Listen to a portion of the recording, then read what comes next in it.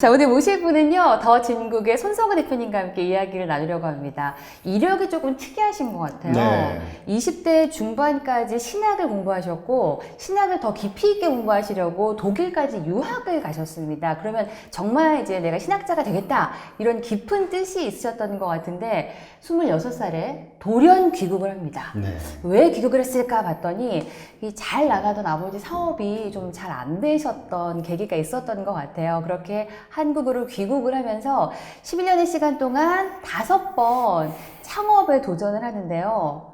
이 신학을 공부하다 갑자기 뭔가 이 사업을 한다는 게 쉽지 않았을 것 같아요. 너무 퍼져서 그런 거 아닐까요? 사랑을 너무 나눠주는 나눠주다 보니.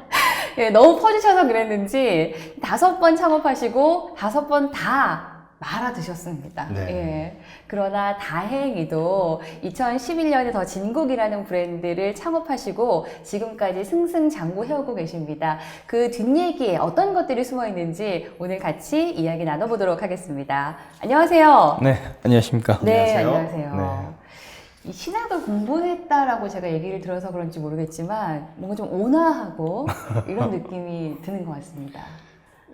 그런가요? 원하죠. 아, 그래요? 네, 원하죠. 근데 사실 우리 얘기하다가 네. 5번 말아 드셨다고 네. 얘기를 했는데, 우리 박희연 씨가.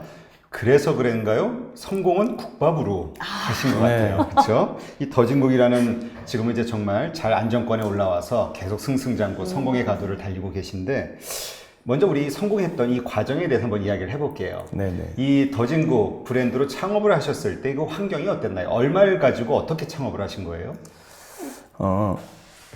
돈은 많지 않았어요. 돈은 많지 않았고, 아시는 분이 투자를 좀 해주셔서 시작을 했는데, 2011년도 7월 1일 날 저희가 법인을 설립했거든요. 네. 네. 근데 그 창업할 때 이렇게 뭐 식당을 만든 게 아니고, 처음에 이제 공장을, 임대해서 공장을 먼저 시작했습니다. 그래서 2011년도에? 네, 2011년도에. 그래서 그 해년도에 그 투자받은 돈이 있는데 그게 한꺼번에 목돈이 들어온 게 아니고 뭐 3천만 원, 5천만 원 이렇게 쪼개서 들어오다가 네네. 연말이 되니까 돈이 없는 거예요. 어. 돈을 이제 공장도 만들고 그땐 직원이 이제 3명이 더 시작했는데 네네. 뭐 월급 주니까 이제 12월 정도 되니까 돈이 없어서 이거 어떡하나 고민하다가 네. 이제 중진공을 찾아가게 됐죠. 예. 2012년도 1월 3일인가 4일 날. 그래서 거기서 이제 청년 창업 제가 1세대거든요. 청년 창업 보육센터. 예. 거기에 1세대에서 저희가 안산에 있는 그 보육센터에서 이제 교육을 좀 받고 PT에서 8천만 원 지원받고 그러면서 자금적인 것들을 리스크를 좀 해결하고 네. 그때 조금씩 성장해서 지금에 이르렀습니다. 뭐 넉넉했던 건 아니네요. 그렇죠? 그러네요. 근데 그 전에 이미 5번 뭔가 좀 잘 안 됐던 경력이 있으시잖아요. 네네. 그런데도 불구하고 6번째 투자를 받았다는 건 뭔가 좀 신뢰감을 형성해 왔다는 증거일 수 있지 않을까 싶은데 어떻게 투자를 받게 되셨어요? 그러니까 제가 요식업을 선택했을 때 준비되지 않았었거든요. 그러니까 많은 분들이 그냥 식당만 그 창업해 놓으면 잘 되시는 줄 아는 분들이 많은데 맞아요. 저 또한도 그랬거든요. 근데 처음에 준비되지 않은 사람이 그 업종에 들어와서 많은 것들이 이제 깨지고 부서지는 거죠. 경제적 아픔도 그렇지만은 주변 여건 맞아. 이런 것들이 충족이 되지 않다 보니까 실패를 할 수밖에 없었고 근데 뭐냐면은 어차피 저는 좀 복이 좀 있는 것 같아요. 네.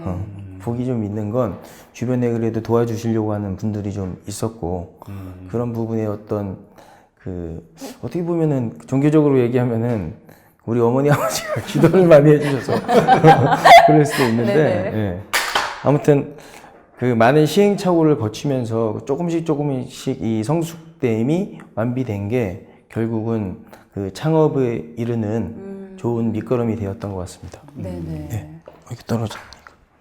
근데 우리가 아까 농담 삼아 얘기했지만 사실 이 국밥은 우리가 보통 어르신들이 많이 먹는 음식이라고 생각하잖아요. 근데 어떻게 젊은데 국밥을 선택하게 됐을까요? 그러니까 국밥은 그러니까 음식은 즐겨 먹는 음식이 있고 그러니까 매일 먹는 음식이 있고 가끔씩 먹는 외식하는 음식이 있잖아요. 근데 제가 처음에 창업했던 게 일식집이었거든요. 일식집은 매일 먹는 음식은 아니지 않습니까? 그 다음에 했던 게 뭐 한정식 집들, 뭐 이런 돈가스집, 그다음에 선술집, 그다음에 황태구이집 여러 장르를 네. 섭렵하셨네요. 일단 요 불러준 요 아이템들 일단 안 해야 되겠네. 아마 하려면.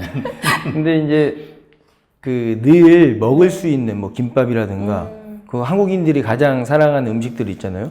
백반, 김밥, 국밥, 족발, 치킨, 피자 이런 중식 이런 것 중에 저는 이게 CK가 가능한 것들이 뭐가 있을까 고민하다가 국밥을 선택하게 됐고요.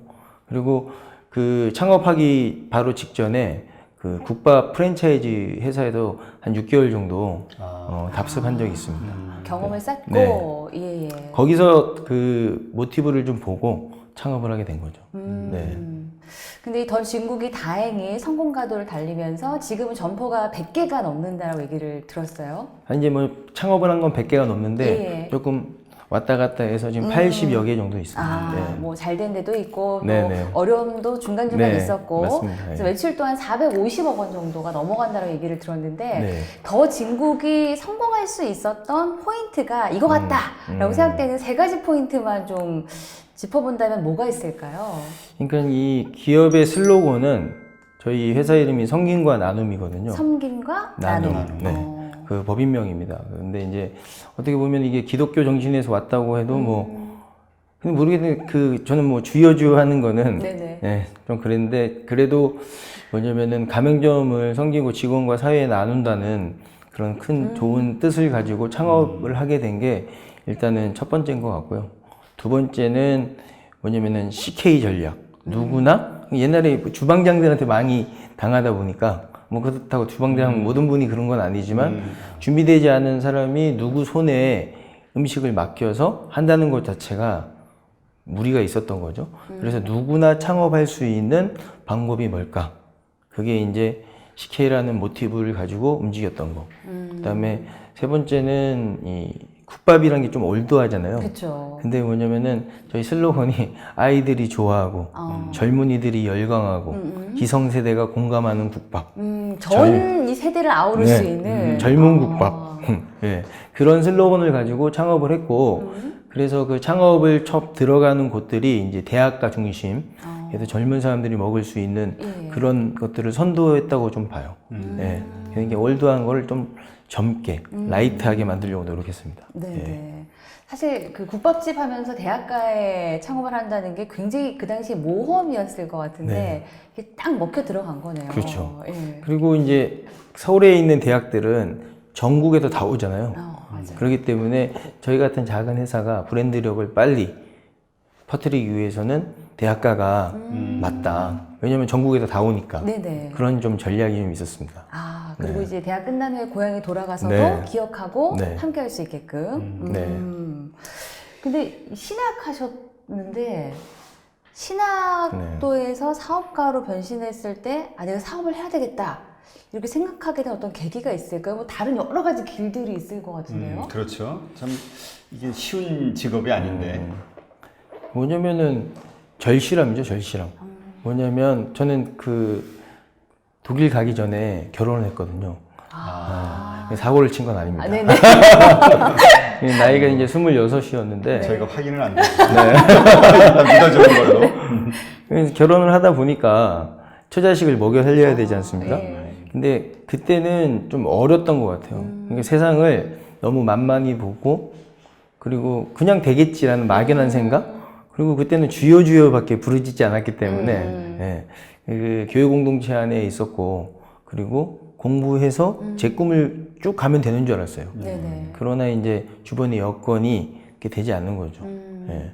그러니까 유학을 가서 이걸 서포트가 돼야 되는데 그쵸. 그런 분들이 힘들고 예. 하다 보니까 다시 오게 됐고 그리고 학교 졸업하고 다음에 다시 가려고 했더니 갈 수 있는 엄두가 안 나는 거죠. 네네.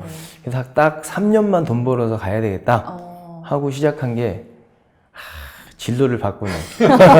한번 바꾸기 쉽지 않죠. 네. 예. 다시는 이제 그쪽 길로는 가기가 힘든 형편이고요. 뭐 지금은 이제 그 성김과 나눔의 정신을 기업가 정신으로 푸는 방법으로 열심히 하고 있습니다. 네. 네.